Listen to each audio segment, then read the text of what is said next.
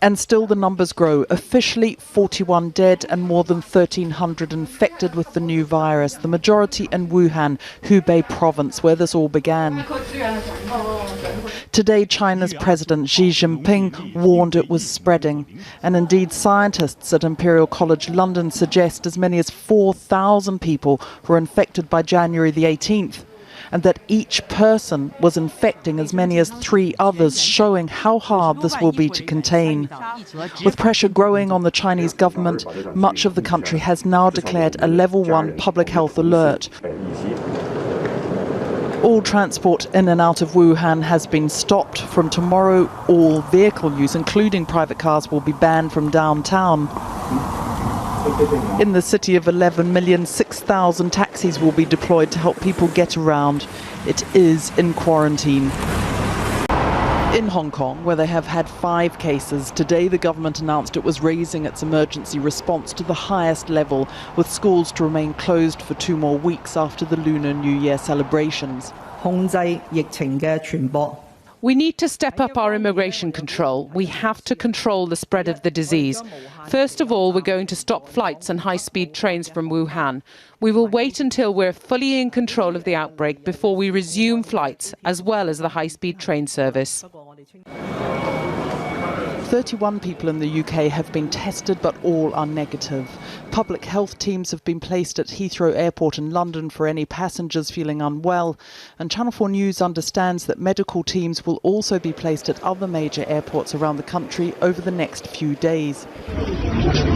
Yet China remains the focus of this outbreak. In Wuhan, their medical facilities are being overwhelmed. They're now building 2 new hospitals to cope, and the Chinese military has sent in 450 medical staff.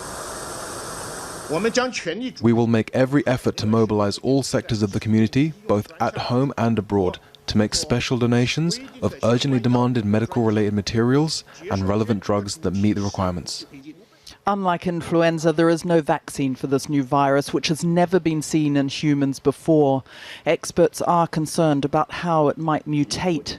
The symptoms include a dry cough and a fever, but people can remain asymptomatic, unaware that they can spread the disease. Tonight, China announced it was suspending tour groups from leaving the country, and the French and Americans are planning to evacuate their citizens from Wuhan, with other embassies in discussions with the local authorities. The increase in the official numbers itself is not currently a sign that the crisis is worsening. It could reflect better monitoring and detection, but nobody is taking any chances.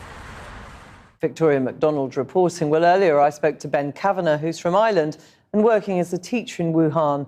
I started by asking him what the situation was like in the city. Well, where I am is usually quite a busy street. But if you were to look outside now, you would have no idea it's Chinese New Year. It's like a ghost town out there. And I mean, how does that feel? It's hard to describe because there's nothing's ever prepared me for anything like this. It's as if I'm in a dystopian movie. It's hard. Like, there's 10 million people in the city and there's no one on the street. And from midnight to night, they're banning all transport. So no personal vehicles unless absolutely essential. So there'll be nothing out there tomorrow. Now, you seem quite calm, given what you're describing. Is there any sense of panic? As the days go by, the panic seems to be increasing. I try to not worry until it's time to worry. There's no point worrying now. I'm not sick now. I'll worry if I get sick. But yesterday, in an American group chat, the people were freaking out a little bit. Today, just a few minutes ago, people in the British group chat, they were freaking out because the UK government don't appear to be doing anything, while the French and the American governments look like they're taking action for their citizens. Yes, now I know your stories appeared in the Irish press. Have you heard at all from Irish diplomatic services? Are they giving you any advice? Are they getting in touch to see how you are?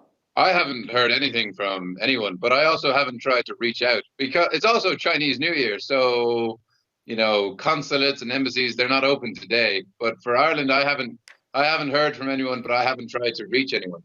I don't think it makes sense to leave. We're here. And if we left, we would feel better. But then we're only risking spreading the disease.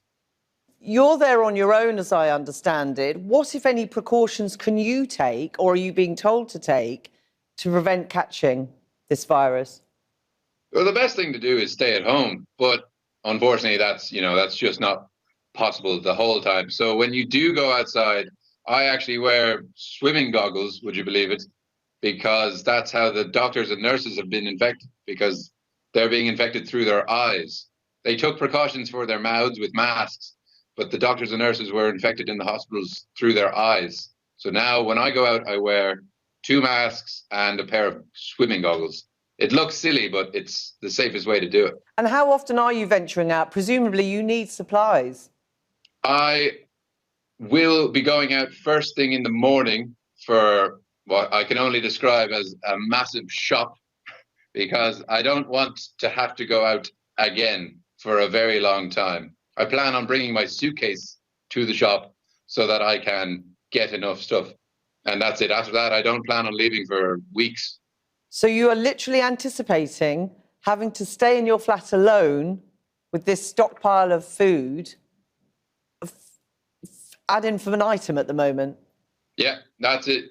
I got a message from my work and all transport into Wuhan is indefinitely shut down. We don't know when. We have no idea when the end is coming. Because I assume even if you wanted to leave to try to make your way back home or somewhere else, you couldn't at the moment. No, that's impossible. That's why people are so upset, and the Americans and the British are very upset at the moment, because there is no way out. We're in a quarantine city, and that's just the way it has to be. Otherwise, we risk spreading this disease further afield. Like, it's already global. Well, we wish you to stay safe and sane. Thank you very much for talking to us today.